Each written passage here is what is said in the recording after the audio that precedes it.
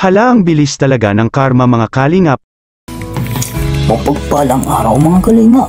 Alam mo na ba ang latest? Tara, ating alamin. Pero bago ang lahat, paki-subscribe mo muna ang aking munting channel, pati na si Kalinga Prab at Kuya Bal Santos. Maraming salamat po. Maraming salamat sa inyong suporta mga kalingap. Huwag niyo po kalimutang mag-subscribe kay Kuya Val at Kalinga Prab pati sa ating munting channel. Maraming salamat po. Para sa mga Edrica lovers na hindi pa po nakikilala si Erica ng husto at ang kanyang mga nakaraan ay may napag-alaman po tayo dahil sa masusing pagsisiyasat na si Erica po pala ay dati na palang binoblog ng isang vlogger na nakatira sa Maynila mga 3 taon na ang nakalipas. Kung ating matatandaan ay kinuwento ni Erica kay Kalinga Prab na dati naranasan ni Erica na sa Maynila tumira at doon ay kasama niya ang kanyang nanay at mayroon silang isang maliit na negosyo, kung baga tumutulong si Erica na magtinda ng mga gulay at prutas.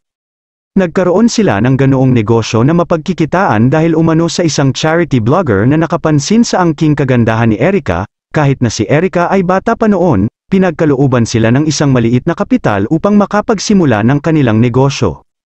Habang si Erica naman ay madalas kinukuha ng taong nakadiskubre sa kanya upang isama sa mga photo shoot at tila nagsisilbing isang model kaya unti-unti nakaipon sila Erica. Kung ating maaalala ay dati na ding kinuha si Erica na maging isang model at pumirma na din siya noon ng kontrata kasama pa sila Kalinga Prab at Edo. Ngunit pagkatapos noon mga ilang araw lang ay umalis na si Erica sa Team Kalingap. Dahil nga sa sinasabi niya na titigil muna siya sa pagpapablog kasi pagpupukusan niya ang kanyang pag-aaral. Nirespeto naman ng buong Kalingap ang kanyang naging desisyon. Ngunit ganun nga no inakala natin na hinto na talaga siya pero pagkalipas lang ng ilang linggo ay muli naman nating namataan na hawak na pala ng ibang blogger. Pero bumalik na muna tayo sa pinakatugatog ng ating kwento. Yun nga si Erica ay nadiskubre sa Maynila at naging isang model at sama-sama na sa mga photo shoot. Kaya mas napalago nila ang kanilang mga paninda. Ngunit ang nakakapagtaka ngayon ay hindi natin alam kung meron at nagpapatuloy pa din ba kaya sa pagtitinda ang kanyang nanay doon sa Maynila.